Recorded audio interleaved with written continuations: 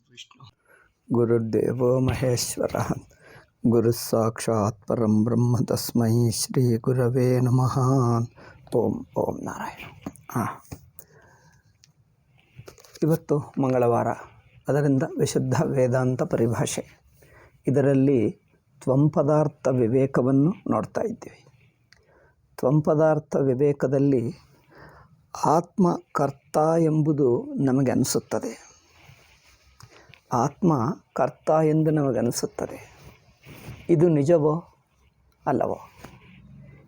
ನಮಗೆ ಏನು ಅನಿಸುತ್ತದೋ ಆ ಅನಿಸಿಕೆ ಹಾಗೇ ನಿಜವಾ? ಅದನ್ನು ಇನ್ನು ಆಳವಾಗಿ ವಿಚಾರ ಮಾಡಬೇಕಾ? ವಿಚಾರ ಮಾಡಿದ್ದರೆ ನಮಗೆ ಅನಿಸುತ್ತಿರುವ ಕರ್ತೃತ್ವ ನಿಜವಲ್ಲ. ಇದಕ್ಕೆ ಹಲವಾರು ಕಾರಣಗಳನ್ನು ಹೇಳ್ತಾರೆ. ಪೂರ್ವಪಕ್ಷ ಏನು ಹೇಳ್ತಾನೆ? ಆತ್ಮಕರ್ತೃವೇ ಎಂದು ಹೇಳ್ತಾನೆ. ಆತ್ಮಕರ್ತೃವೇ ಎಂದು ಹೇಳುವುದಕ್ಕೆ ಕೆಲವು ಕಾರಣಗಳನ್ನು ತೋರಿಸ್ತಾನೆ. ಆ ಕಾರಣಗಳೆಲ್ಲ ತಪ್ಪು ಎಂಬುದು ಸಿದ್ಧಾಂತಿ ಹೇಳ್ತಾನೆ ಅಷ್ಟೆ. ಆ ಕಾರಣಗಳೆಲ್ಲ ತಪ್ಪು. ಏಕೆಂದರೆ ಆ ಕಾರಣಗಳೆಲ್ಲ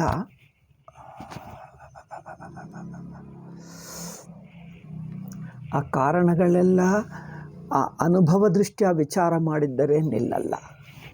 ಆ ಹೇಳುವ ಕಾರಣವೇನು? ನಮಗೆ ಅನಿಸುತ್ತದೆ ಅಂತಾರೆ. ಅನಿಸಿಕೆಯು ಎಚ್ಚರದಲ್ಲಿ ಜಾಗೃತ್ ಸ್ವಪ್ನದಲ್ಲೇ ಹೊರತು ಸುಷುಪ್ತಿಯಲ್ಲಿಲ್ಲ. ಅಂದರೆ ನಾವು ಆ ಕರ್ತೃತ್ವವನ್ನು ಬಿಟ್ಟು ಇದ್ದೇವೆ.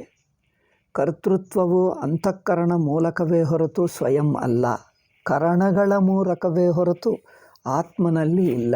ಇಂಥದ್ದು ಅದಕ್ಕೆ ಅವರ ಕರ್ತೃತ್ವವೆಂಬ ಕಾರಣಗಳನ್ನು ತಪ್ಪೆಂದು ತೋರಿಸ್ತಾ ಹೇಳ್ತಾ ಇದ್ದಾನೆ ಅಲ್ಲವೇ?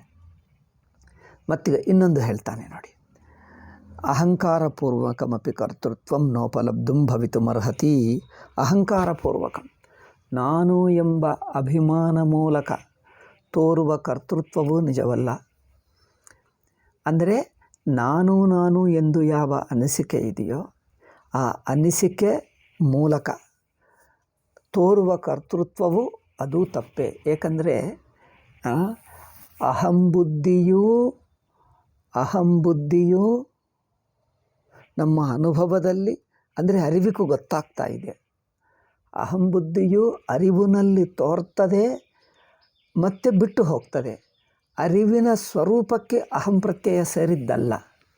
ಅಂದರೆ ಅರಿವು ನಾನೆಂಬ ಬುದ್ಧಿಯನ್ನು ಬಿಟ್ಟು ಇರುತ್ತದೆ, ಅರಿವನ್ನು ತಿಳ್ಕೊಳ್ತದೆ. ಎರಡು ನೋಡಿ, ಯಾವುದನ್ನು ತಿಳ್ಕೊಳ್ತೀವೋ ಅದು ನಾನಲ್ಲ, ಯಾವುದು ತಿಳ್ಕೊಳ್ಳೋಕ್ಕಾಗಲ್ಲವೋ ಅದು ತಾನಾಗಿ ಬಿಡ್ತದೆ. ಅಂದರೆ ತನಗೆ ವಿಷಯವಲ್ಲ ಅಂದರ್ಥ. ಯಾವುದು ವಿಷಯ ಮಾಡ್ತೀವೋ ಅದು ತಾನಲ್ಲ. ಅಹಂಬುದ್ಧಿ ವಿಷಯೀಕರಿಸಬಹುದು, ಅದೊಂದು ಹೇಳಿದ್ದೇವೆ. ನಚೈವಂ ಸತಿ ಕರಣಾಂತರ ಕಲ್ಪನಾ ಪ್ರಸಂಗ ಬುದ್ಧೇಹ ಕರಣತ್ವ ಅಭ್ಯುಪಗಮಾತ್. ಇದಕ್ಕೆ ಬೇರೆ ಕಾರಣವೇನಿಲ್ಲ, ಅಂತಃಕರಣವೇ ಕಾರಣ. ಆಯಿತು. ಸಮಾಧ್ಯ ಭಾವಸ್ತು ಶಾಸ್ತ್ರಾರ್ಥವತ್ವೇನೈವ ಪರಿಹೃತಃ. ಇನ್ನೊಂದು ಕಾರಣ ಹೇಳ್ತಾರೆ. ಕೆಲವು ಶಾಸ್ತ್ರೋಕ್ತ ಕಾರಣಗಳನ್ನು ಉದಾಹರಿಸ್ತಾನೆ ಪೂರ್ವಪಕ್ಷಿ ಆತ್ಮನನ್ನು ಕರ್ತ ಎಂದು ಹೇಳುವುದಕ್ಕೆ ಶಾಸ್ತ್ರವು ಹೇಳಿರುವ ಕಾರಣಗಳನ್ನು ಉದಾಹರಿಸ್ತಾನೆ. ಶಾಸ್ತ್ರವು ಹೇಳಿರುವಂಥ ಬೇರೆ ಕಾರಣಗಳು ಯಾವುವು ಅಂದರೆ, ಶಾಸ್ತ್ರವು ಹೇಳ್ತದೆ ಮನಸ್ಸು ಏಕಾಗ್ರ ಮಾಡಬೇಕು. ಏಕಾಗ್ರ ಮಾಡಬೇಕು ಅಂದರೆ ಏಕಾಗ್ರ ಮಾಡುವುದು ಕರ್ತ ಪ್ರಯತ್ನದಿಂದಲೇ ಮಾಡ್ತಾನೆ. ಶಾಸ್ತ್ರ ಹೇಳುತ್ತದೆ ನೀವು ಏಕಾಗ್ರ ಮಾಡಬೇಕು ಎಂದು. ನಾನು ಕರ್ತ ಅಲ್ಲದಿದ್ದರೆ ಏಕಾಗ್ರತೆ ಹೇಗೆ ಮಾಡ್ತೀನಿ? ನಾನು ಕರ್ತ ಇಲ್ಲದಿದ್ದರೆ ಏಕಾಗ್ರತೆ ಹೇಗೆ ಮಾಡ್ತೀನಿ? ಅಥವಾ ವೇದಾಂತ ಶ್ರವಣವಾದರೂ ವೇದಾಂತ ಶ್ರವಣ ಮಾಡಬೇಕು ಎಂದು ವೇದಾಂತ ಹೇಳ್ತದೆ. ನಾನು ಕರ್ತ ಇಲ್ಲದಿದ್ದರೆ ಶ್ರವಣ ಹೇಗೆ ಮಾಡ್ತೀನಿ? ವೇದಾಂತ ಹೇಳಿದ್ದು ಕೇಳಿ ನಾನು ಶ್ರವಣ ಮಾಡ್ತಾ ಇದ್ದೀನಿ, ಇದರಿಂದ ಗೊತ್ತಾಗ್ತಾ ಇದೆ ನಾನು ಕರ್ತ ಎಂದು ಪೂರ್ವಪಕ್ಷ ಹೇಳ್ತಾನೆ. ಅದಕ್ಕೆ ಸಿದ್ಧಾಂತ ಹೇಳುವುದೇನೆಂದರೆ, ಅದು ಅದು ಅಧ್ಯಾಸಪೂರ್ವಕವೇ. ಯಥಾಪ್ರಾಪ್ತಮೇವ ಅಂದರೆ ನಮ್ಮಲ್ಲಿ ಅಜ್ಞಾನ ದೃಷ್ಟಿಯಲ್ಲಿ ತೋರುವ ಕರ್ತೃತ್ವವನ್ನು ಸುಮ್ಮನೆ ಅನುವಾದ ಮಾಡ್ತಾ ಇದೆ ಹೊರತು ಅದೇ ನಿನ್ನ ನಿಜಸ್ವರೂಪ ಎಂದು ಹೇಳ್ತಾ ಇಲ್ಲ.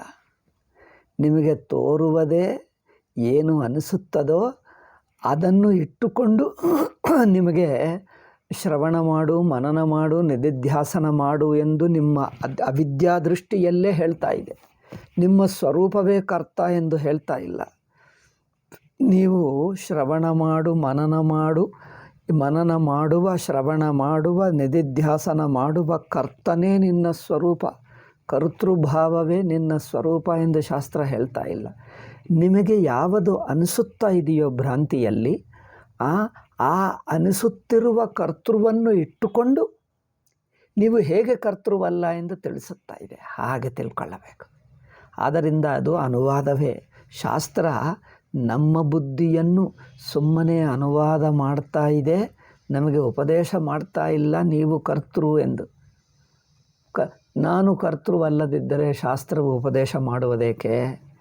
ನಾನು ಅಲ್ಲದ್ದನ್ನು ನಾನು ಕರ್ತೃ ಎಂದು ಹೇಳಿಬಿಡ್ತದ ಏನು? ಅದೇ ಹೇಳಿದ್ದರೂ ಏನಾದರೂ ಉಪಯೋಗವಾ? ಏನಾಗಲ್ಲ. ಆದ್ದರಿಂದ ನೋಡಿ,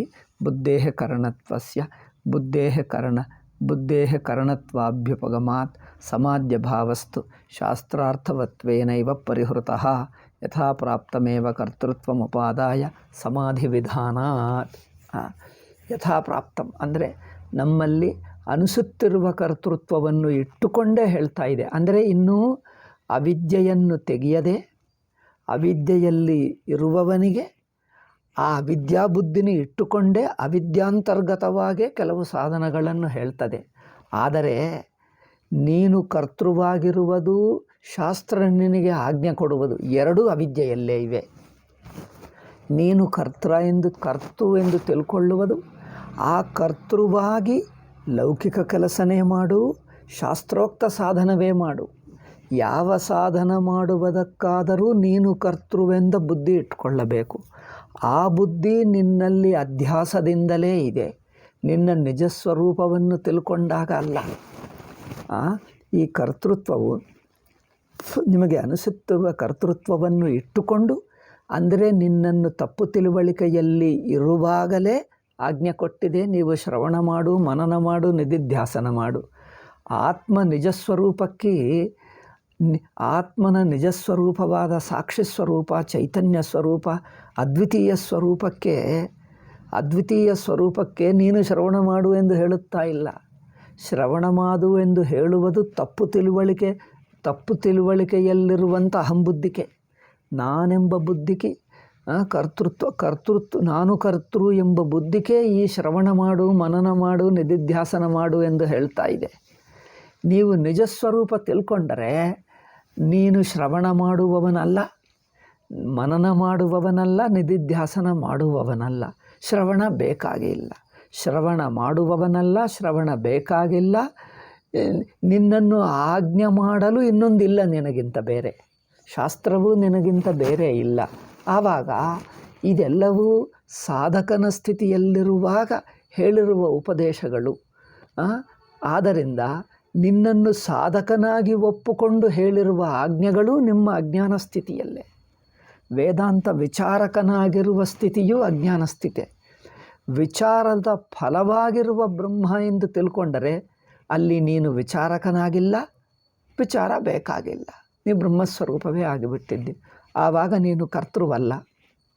ಪೂರ್ವಪಕ್ಷಿ ಹೇಳಿದ, ಶಾಸ್ತ್ರ ನನಗೆ ಶ್ರವಣ ಮಾಡು, ನಿಧಿಧ್ಯಾಸನ ಮಾಡು, ಮನನ ಮಾಡು ಎಂದು ಹೇಳುತ್ತಾ ಇದೆ, ನಾನು ಮಾಡ್ತಾ ಇದ್ದೀನಿ. ಇದರಿಂದ ನಾನು ಏನು ಗೊತ್ತಾಗ್ತದೆ? ಪೂರ್ವಪಕ್ಷಿ ಹೇಳುವ ಮಾತು, ನಾನು ಕರ್ತೃವಾದರೆ ಅಲ್ಲವೇ ಶಾಸ್ತ್ರ ನನ್ನನ್ನು ಆಜ್ಞೆ ಮಾಡ್ತದೆ. ಅಂದರೆ ಶಾಸ್ತ್ರ ದೃಷ್ಟಿಗೆ, ಶಾಸ್ತ್ರ ಅಂದರೆ ಉಪನಿಷತ್ತುಗಳ ದೃಷ್ಟಿಗೆ ನಾನು ಕರ್ತೃವಾಗೇ ಕಂಡು ಬರ್ತಾ ಇದ್ದೀನಿ. ಉಪನಿಷತ್ತು ನನ್ನನ್ನು ಕರ್ತೃವೆಂದು ಇಟ್ಟುಕೊಂಡೇ ಉಪದೇಶ ಮಾಡ್ತಾ ಇದೆ. ಏನಪ್ಪ ಇದು ಮಾಡು ಅಂದರೆ ನಾನು ಮಾಡುವವನಂದೆ. ನಾನು ಮಾಡುವವನು, ಶ್ರವಣ ಮಾಡುವವನು, ಮನನ ಮಾಡುವವನು, ನಿಧಿಧ್ಯಾಸನ ಮಾಡುವವನೆಂಬ ಕರ್ತೃವೇ ಆಗಿದ್ದೀನಲ್ಲ. ಅಂದರೆ ಶಾಸ್ತ್ರ ಒಪ್ಪಿಕೊಂಡಿದೆ ನಾನು ಕರ್ತೃವೆಂದು. ಬರೀ ಶಾಸ್ತ್ರ ಒಪ್ಪಿಕೊಂಡ ನಂತರ ನಾನು ಕರ್ತೃ ಅಲ್ಲ ಎಂದು ನೀವು ಹೇಗೆ ಹೇಳ್ತೀರಿ? ಅದು ನೋಡಿ ಪ್ರಶ್ನೆ. ನೀವು ಹೇಗೆ ಹೇಳ್ತೀರಿ ನಾನು ಕರ್ತೃವಲ್ಲ ಎಂದು? ನೀನು ಕರ್ತೃವನ್ನು ಇಟ್ಟುಕೊಂಡೇ ಉಪದೇಶ ಮಾಡ್ತಾ ಇದೆ. ಅಯ್ಯೋ ನೋಡಿ, ಶಾಸ್ತ್ರವೇ ನನ್ನನ್ನು ಕರ್ತೃ ಎಂದು ಒಪ್ಪಿಕೊಂಡಾಗ ಈಗ ನೀವು ಏನು ಮಾಡಿದ್ರೆ ನಾವು ಒಪ್ಪಲ್ಲ ನೋಡಿ. ಪೂರ್ವಪಕ್ಷ ಹೇಳುವ ಮಾತನ್ನು, ಶಾಸ್ತ್ರವೇ ನನ್ನನ್ನು ಕರ್ತೃವೆಂದು ಒಪ್ಪಿಕೊಂಡು ಆಜ್ಞೆ ಮಾಡ್ತಾ ಇದೆ, ಶ್ರವಣ ಮಾಡು, ಮನನ ಮಾಡು, ನಿಧಿಧ್ಯಾಸನ ಮಾಡು. ನಾನು ಒಪ್ಪಿಕೊಂಡು ಹೌದು ಗುರುಗಳೇ ನೀವು ಹೇಳು, ನಾನು ಶ್ರವಣ ಮಾಡ್ತೀನಿ ಎಂದು ನಾನು ಮಾಡ್ತೀನಿ. ಶಾಸ್ತ್ರ ಆಜ್ಞೆ ಕೊಡ್ತಾ ಇದೆ, ಆಜ್ಞೆಯನ್ನು ಕೇಳ್ತಾ ಇದ್ದೀನಿ, ಆಜ್ಞೆಯನ್ನು ಆಚರಿಸ್ತಾ ಇದ್ದೀನಿ. ಶಾಸ್ತ್ರ ಒಪ್ಪಿಕೊಂಡಿದೆ ಅಂದರೆ ನೀವು ಕರ್ತೃವಪ್ಪ, ಶ್ರವಣ ಮಾಡು, ಆಯಿತು ಮಾಡ್ತೀನಿ, ಮನನ ಮಾಡು, ಮಾಡ್ತೀನಿ ಗುರು, ಮಾಡ್ತೀನಿ, ನಿಧಿಧ್ಯಾಸನ ಮಾಡು, ಆಯಿತು ಮಾಡ್ತೀನಿ. ಶಾಸ್ತ್ರ ಹೇಳಿದ್ದನ್ನೇ ನಾನು ಮಾಡ್ತಾ ಇದ್ದೀನಿ ಅಂದರೆ ಶಾಸ್ತ್ರ ನನ್ನನ್ನು ಕರ್ತೃವೆಂದೇ ಒಪ್ಪಿಕೊಂಡಿತು ಅಲ್ಲವಾ? ಶಾಸ್ತ್ರ ನನ್ನನ್ನು ಕರ್ತೃವೆಂದೇ ಒಪ್ಪಿಕೊಂಡಿತು ಅಂದರೆ ಶಾಸ್ತ್ರ ಸರಿಯಾಗಿ ಹೇಳಿದೆ. ನೀನು ಕರ್ತ ಎಂದೇ ಹೇಳಿದೆ ಅಲ್ಲ, ಬಾಯಿ ಬಿಟ್ಟು ಹೇಳದಿದ್ದರೂ ಒಪ್ಪಿಕೊಂಡಿದೆ. ಆದ್ದರಿಂದ ನಾನು ಕರ್ತೃ ಅಕರ್ತೃ ಹೇಗೆ ಆಗ್ತೀನಿ? ಶಾಸ್ತ್ರನೇ ನನ್ನನ್ನು ಕರ್ತೃವೆಂದು ಒಪ್ಪಿಕೊಂಡು ಉಪದೇಶ ಮಾಡ್ತಾ ಇರುವಾಗ ನಾನು ಅಕರ್ತೃ ಹೇಗೆ ಆಗ್ತೀನಿ? ನೋಡಿ, ಇದಕ್ಕೆ ಉತ್ತರ ಏನೆಂದರೆ, ಇದು ಪೂರ್ವಪಕ್ಷ. ಉತ್ತರ ಏನೆಂದರೆ, ನೀನು ಕರ್ತೃವೆಂದು ಅನುಕೊಳ್ಳುವುದರಿಂದ ಶಾಸ್ತ್ರ ಆಜ್ಞೆ ಮಾಡಿದೆ ಅಷ್ಟೇ ಹೊರತು ನಿನ್ನ ನಿಜ ಸ್ವರೂಪವೇ ಕರ್ತೃ ಎಂದು ಹೇಳಲಿಲ್ಲ. ಅಲ್ಲಿ ನೋಡಿ, ಇದು ಶಾಸ್ತ್ರೋಪದೇಶ ಪ್ರಕ್ರಿಯೆಯಲ್ಲಿ ಸ್ವಲ್ಪ ಸೂಕ್ಷ್ಮತೆ ಇದೆ. ನಿನ್ನನ್ನು ಕರ್ತೃವೆಂದು ಶಾಸ್ತ್ರ ಒಪ್ಪುತ್ತಾ ಇಲ್ಲ, ನಿನಗೆ ಅನಿಸುವುದರಿಂದ ನಿನ್ನ ಅನಿಸಿಕೆಗೆ ಅನುಗುಣವಾಗಿ ಆಜ್ಞೆ ಕೊಟ್ಟಿತು ಅಷ್ಟೇ. ನಿನ್ನ ಅನಿಸಿಕೆಗೆ ಅಂದರೆ ನೀವು ಹಾಗೆ ಅನ್ಕೋ, ನಿನ್ನನ್ನು ನೀನು ಕರ್ತೃವೆಂದು ತಿಳ್ಕೋ, ಹಾಗೇ ಇರು ಎಂದು ಶಾಸ್ತ್ರ ಹೇಳ್ತಾ ಇಲ್ಲ. ನೀನು ಕರ್ತೃವೆಂದು ತಿಳ್ಕೊಂಡಿದ್ದೀವಿ, ಕರ್ಮ ಮಾಡ್ತಾ ಇದ್ದೇನೆ ಅಂತ ತಿಳ್ಕೊಂಡಿದ್ದೀರಿ, ಮಾಡ್ತಾ ಇದ್ದೀರಿ, ಆಯಿತು. ಆದರೆ ನಿಜವಾಗಿ ನೀನು ಕರ್ತೃವಲ್ಲ. ಅದನ್ನು ಹೇಳುವುದೇ ಶಾಸ್ತ್ರದ ನಿಜವಾದ ಗುರಿ. ನೀನು ಕರ್ತೃವಲ್ಲ. ನಿನ್ನನ್ನು ಕರ್ತೃವಾಗಿ ಒಪ್ಪುಕೊಂಡಿತು ಅಂದರೆ ನಾನು ಹೇಳಿದ್ದೇ ಒಪ್ಪುಕೊಂಡಿತೇ ಹೊರತು ತನ್ನ ಪರವಾಗಿ ಹೇಳಲಿಲ್ಲ. ನೋಡಿ, ಶಾಸ್ತ್ರ ನನ್ನ ದೃಷ್ಟಿಯಲ್ಲಿ ನೀನು ಕರ್ತೃವಲ್ಲ ಹೇಳ್ತದೆ. ನನ್ನ ದೃಷ್ಟಿಯಲ್ಲಿ ನೀನು ಸಾಕ್ಷಾತ್ ಬ್ರಹ್ಮೆ, ನಿರ್ವಿಕಾರ ಬ್ರಹ್ಮೆ. ನಿನಗೆ ಕರ್ತೃ ಎನಿಸಿದ್ದರೆ ಆಯಿತು, ಇದು ಮಾಡು ಎಂದು ಹೇಳ್ತೀವಿ. ನೋಡಿ, ಶಾಸ್ತ್ರ ಹೀಗೆ ಎರಡು ಬಗೆ ಹೇಳ್ತದೆ. ಶಾಸ್ತ್ರದ ಈ ತರಹ ಹೇಳುವುದನ್ನು ನೆನಪಿಟ್ಕೊಂಡು ಇದನ್ನು ಚೆನ್ನಾಗಿ ಮನಸ್ಸಿನಲ್ಲಿ ಇಟ್ಕೊಂಡು ಕೇಳಬೇಕು. ಇಲ್ಲದಿದ್ದರೆ ಶಾಸ್ತ್ರ ನನ್ನನ್ನು ಕರ್ತೃವೆಂದು ಒಪ್ಪಿಕೊಂಡಿತಲ್ಲ, ಅದರಿಂದ ನಾನು ಕರ್ತೃ ಅಂದರೆ ಅಯ್ಯೋ, ಅದು ತಪ್ಪಾಗಿ ಬಿಡ್ತದೆ. ಶಾಸ್ತ್ರ ನಮ್ಮ ದೃಷ್ಟಿಯನ್ನು ಅನುವಾದ ಮಾಡ್ತದೆ, ಒಂದು ತನ್ನ ದೃಷ್ಟಿಯನ್ನು ಉಪದೇಶ ಮಾಡ್ತದೆ, ಇನ್ನೊಂದು. ಉಪದೇಶ ಬೇರೆ, ಅನುವಾದ ಬೇರೆ. ಅನುವಾದ ಅಂದರೆ ಸುಮ್ಮನೆ ನಿಮಗೆ ಅನಿಸಿದ್ದನ್ನು ಸುಮ್ಮನೆ ರಿಪೀಟ್ ಮಾಡುವುದು, ಸುಮ್ಮನೆ ಅದನ್ನು ಮತ್ತೊಂದು ಸಲ ಪುನರಾವೃತ್ತಿ ಮಾಡುವುದು. ನಿಮ್ಮ ಅನಿಸಿಕೆ ಅಂದರೆ ನಮ್ಮ ಅನಿಸಿಕೆ, ನಮ್ಮ ತಪ್ಪು ತಿಳುವಳಿಕೆ ಹಂತದಲ್ಲಿ ಒಂದು ಮಾತು, ಇನ್ನೊಂದು ನಮ್ಮ ತಪ್ಪು ತಿಳುವಳಿಕೆಯನ್ನು ತೆಗೆದುಬಿಟ್ಟು ಮಾತಾಡುವುದು. ಇಂಥದ್ದು ಲೌಕಿಕದಲ್ಲಿಯೂ ಅಲ್ಲಲ್ಲಿ ನಡೆಯುತ್ತಾ ನಮಗೆ ತಕ್ಷಣವೇ ಉದಾಹರಣೆ ಹೊಳೆಯುತ್ತಾ ಇಲ್ಲ. ಕೆಲವರು ಏನೋ ತಪ್ಪೆಂದು ತಿಳ್ಕೊಂಡ್ರೆ ಆಯಿತು, ನನ್ನ ಕುರಿತು ತಪ್ಪು ತಿಳುವಳಿಕೆ ಏಕೆ ಕರೆಕ್ಷನ್ ಮಾಡುವುದು ಎಂದು ಹಾಗೆ ಇಟ್ಕೊಂಡು ಉಪದೇಶ ಮಾಡ್ತಾರೆ. ಅಂದರೆ ನಿಮ್ಮ ದೃಷ್ಟಿಗೆ ಏನು ಅನಿಸುತ್ತದೋ ಆ ಅನಿಸಿಕೆಯನ್ನು ಹಾಗೇ ಇಟ್ಟುಕೊಂಡು ನಿಮ್ಮಿಂದ ಒಂದು ಕೆಲಸ ಮಾಡಿಸ್ತದೆ ಅಷ್ಟೇ. ನಂತರ ಹೇಳ್ತದೆ, ಅದು ಹಿಂದೆ ನೀವೇನು ತಿಳ್ಕೊಂಡಿದ್ದು ಅದು ನಿಜವಲ್ಲ. ಅಯ್ಯೋ ರಾಮ, ಇಷ್ಟೊತ್ತು ನಾನೇನು ಅಂದ್ಕೊಂಡೆ, ಹೌದು ಅದೇನಲ್ಲ. ಏಕೆಂದರೆ ಶಾಸ್ತ್ರ ಕರ್ಮಕಾಂಡ ಶಾಸ್ತ್ರ ಹೇಳ್ತದೆ, ಜ್ಞಾನಕಾಂಡ ಶಾಸ್ತ್ರವು ಸಾಧಕ ಸ್ಥಿತಿಯನ್ನು ಒಪ್ಪುಕೊಂಡೇ ಉಪದೇಶ ಮಾಡ್ತದೆ. ನಿನ್ನನ್ನು ಸಾಧಕ ಎಂದು ಒಪ್ಪುಕೊಂಡು ಶ್ರೋತ, ಮಂತ, ವಿಜ್ಞಾತ, ಶ್ರವಣ ಮಾಡುವವನು, ಮನನ ಮಾಡುವವನು ಎಂದು ಒಪ್ಪುಕೊಂಡು ವೇದಾಂತ ಶ್ರವಣ ಮಾಡಿಸಿದ್ದರೆ, ವೇದಾಂತ ಕೇಳು, ನಿಧಿಧ್ಯಾಸನ ಮಾಡು ಎಂದು ಹೇಳಿಸಿಬಿಟ್ಟರೆ, ಮನನ ಮಾಡು, ನಿಧಿಧ್ಯಾಸನ ಮಾಡು ಎಂದು ಹೇಳಿರುವುದರಿಂದ ನೀನು ಕರ್ತೃವಾಗಲ್ಲ. ಏಕೆಂದರೆ ಸಾಧನ ಸ್ಥಿತಿಯಲ್ಲಿ ನಿನ್ನಿಂದ ಸಾಧನ ಮಾಡಿಸುವುದು ಅಜ್ಞಾನ ಸ್ಥಿತಿಯೇ. ನಿನ್ನನ್ನು ಸಾಧಕ ಎಂದು ಒಪ್ಪಿಕೊಂಡುವುದು, ನಿನ್ನಿಂದ ಸಾಧನ ಮಾಡಿಸುವುದು. ಏಕೆಂದರೆ ಆತ್ಮ ಸಾಧನವೂ ಬೇಕಾಗಿಲ್ಲಂತ, ಸಾಧನ ಮಾಡಬೇಕಾಗಿಲ್ಲದ ಸ್ವತಃಸಿದ್ಧ ಸ್ವರೂಪ. ತನ್ನ ಇರುವಿಕೆಗೂ ಕರ್ತೃವಲ್ಲ. ತನ್ನ ತನ್ನ ನಿಜವಾದ ಸ್ವರೂಪವಾದ ತಾನು ಹೇಗಿದ್ದಾನೋ, ಸುಷುಪ್ತಿ ಸ್ವರೂಪ ಅಂದರೆ ತಾನೇ, ತನಗೆ ಕರ್ತೃತ್ವವಿಲ್ಲ, ವಿಕಾರವಿಲ್ಲ, ತಾನು ಒಬ್ಬ ವ್ಯಕ್ತಿಯೂ ಅಲ್ಲ, ತಾನು ಅನಂತ ಸ್ವರೂಪ. ಆ ಅನಂತ ಸ್ವರೂಪಕ್ಕೆ ಶಾಸ್ತ್ರ ಉಪದೇಶ ಮಾಡಲ್ಲ. ನೀನು ಕರ್ತೃ ಎಂದು ತಪ್ಪಾಗಿ ತಿಳ್ಕೊಂಡರೆ ಆ ತಪ್ಪು ತಿಳುವಳಿಕೆಯಲ್ಲಿರುವಂಥ ಆ ಕರ್ತೃವಿಗೆ ಉಪದೇಶ. ಕರ್ತೃತ್ವ ಅಲ್ಲ ಎಂದು ನೀವು ನಿಜವಾದ ಸ್ವರೂಪ ತಿಳ್ಕೊಂಡು ಆ ಸ್ವರೂಪದಲ್ಲಿ ನಿಂತಿರುವವನಿಗೆ ಆ ಬ್ರಹ್ಮಕ್ಕೆ ಉಪದೇಶವಿಲ್ಲ, ಬ್ರಹ್ಮಕ್ಕೆ ಸಾಧನ ಹೇಳ್ತಾ ಇಲ್ಲ. ಆ ಬ್ರಹ್ಮ ದೃಷ್ಟಿಗೆ ಶಾಸ್ತ್ರವೇ ಬೇಕಾಗಿಲ್ಲ. ಆ ಬ್ರಹ್ಮ ಸ್ವರೂಪ ದೃಷ್ಟಿಗೆ ನೀನು ಕರ್ತೃವಲ್ಲ, ನಾನು ಉಪದೇಶ ಮಾಡುವನು ನಾನೂ ಇಲ್ಲ.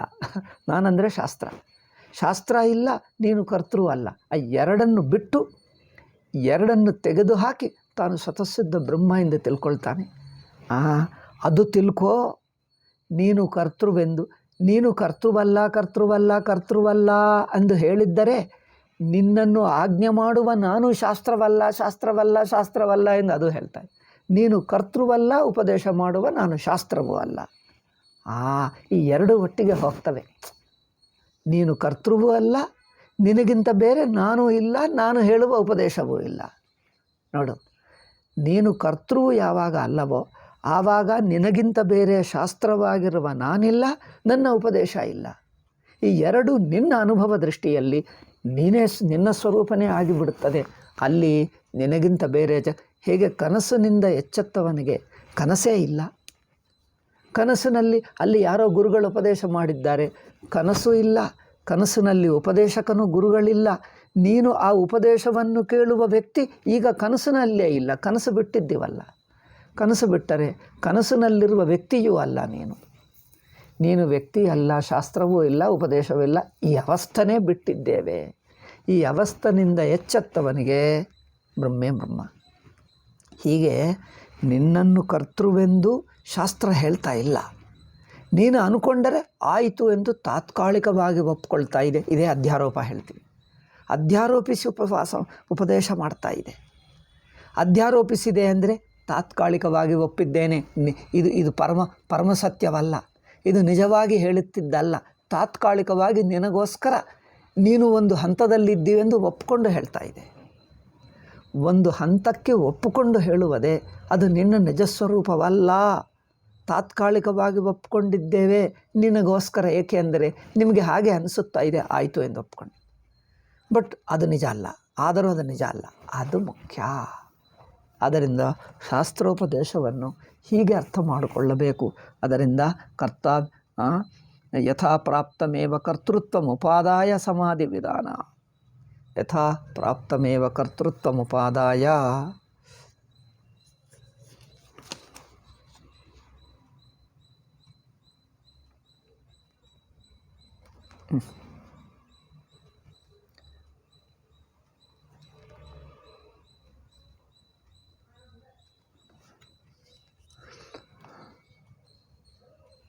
ಇದೇನೋ ರಿಪಿಟೇಷನ್ ಆಯ್ತು, ಇಲ್ಲಿ ಸ್ವಲ್ಪ ತೆಗೆದು ಬಿಡುವುದೇ ಒಳ್ಳೆಯದು. ಈ ವಾಕ್ಯ ರಿಪೀಟ್ ಆಗ್ತಾ ಇದೆ. ಮತ್ತೆ ಮುಂದಿನ ವಾಕ್ಯದಲ್ಲಿ ಆಯಿತು.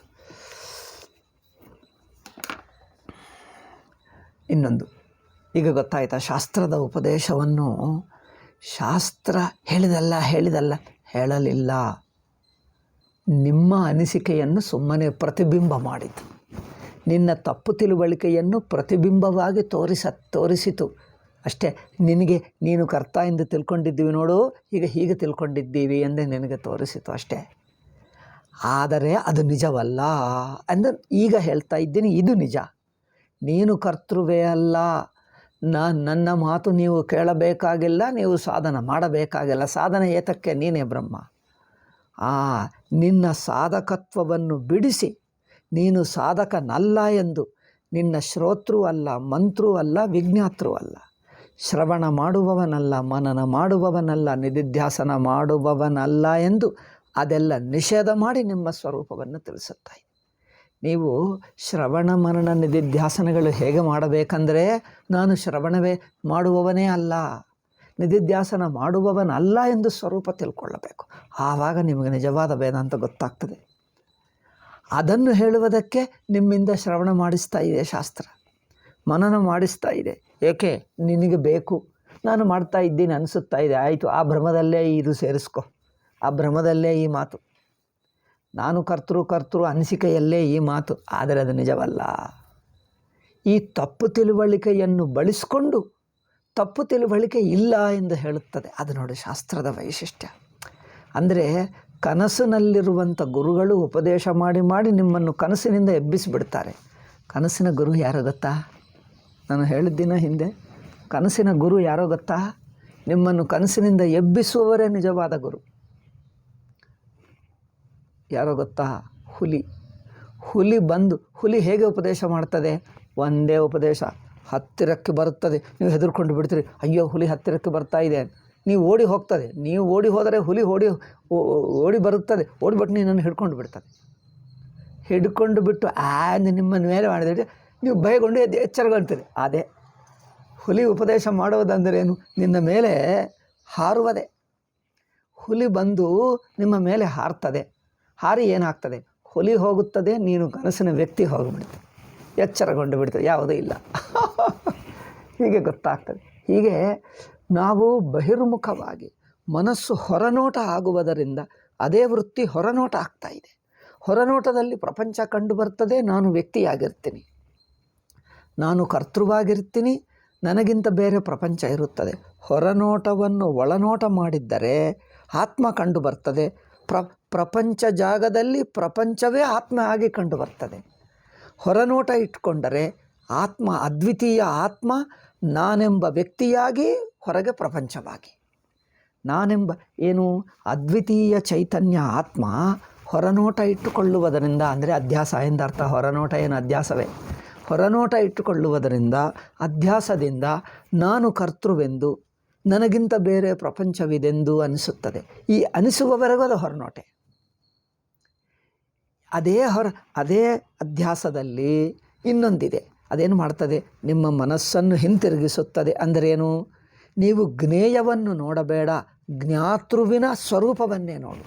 ನೀವು ಜ್ಞೇಯ ಮೇಲೆ ದೃಷ್ಟಿ ಇರುವವರೆಗೂ ನೀವು ಜ್ಞಾತೃವಾಗೇ ಇರ್ತೀರಿ.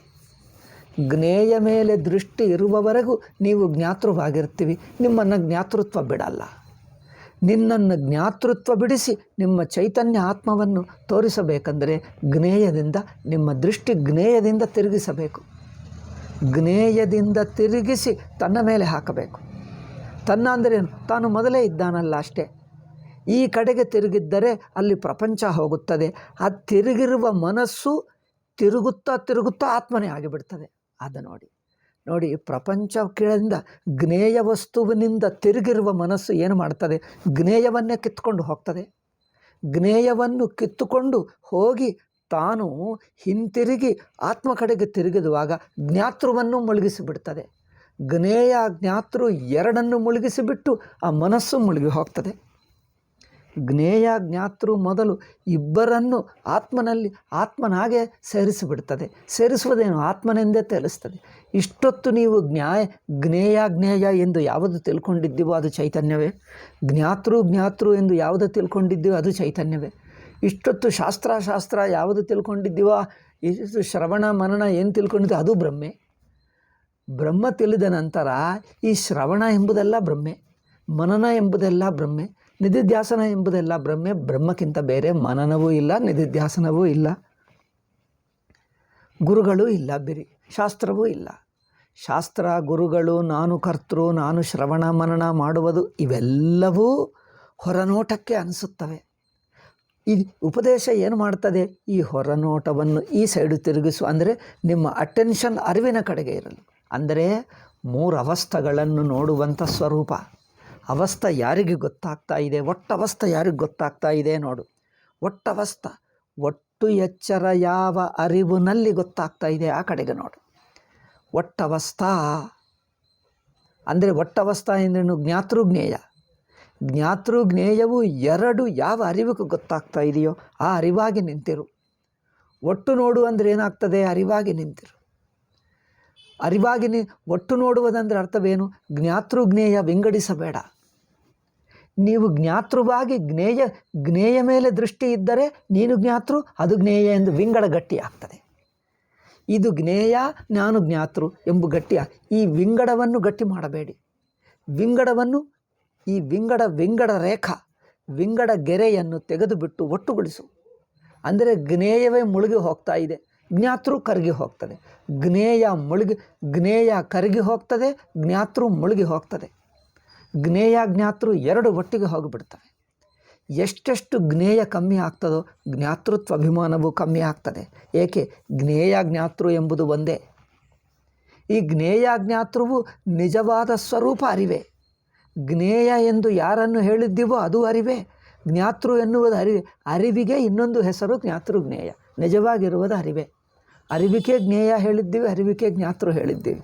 ಆದ್ದರಿಂದ ಅರಿವಿನ ಸ್ವರೂಪದಲ್ಲಿ ಎರಡೂ ಇಲ್ಲ, ಎರಡೆಂಬ ವಿಂಗಡವಿಲ್ಲ. ಹಾಗೆ ನೋಡಿ, ಜ್ಞಾತೃ ಜ್ಞೇಯ ಎಂಬ ವಿಂಗಡವಿಲ್ಲ ಅರಿವಿನಲ್ಲಿ. ಹಾಗೆ ನೋಡಬೇಕು. ಅರಿವಿನ ಸ್ವರೂಪದಲ್ಲಿ ಎರಡಿಲ್ಲ. ಅರಿವು ಏನು? ಅದು ಏನೂ ಅಲ್ಲ. ಅರಿವು ಹೇಗಿರುತ್ತದೆ ಎಂದು ಮತ್ತೆ ಯೋಚನೆ ಮಾಡಬೇಡಿ. ನೀವು ಯೋಚನೆ ಮಾಡುವುದೇ ಜ್ಞಾತೃಜ್ಞೇಯ.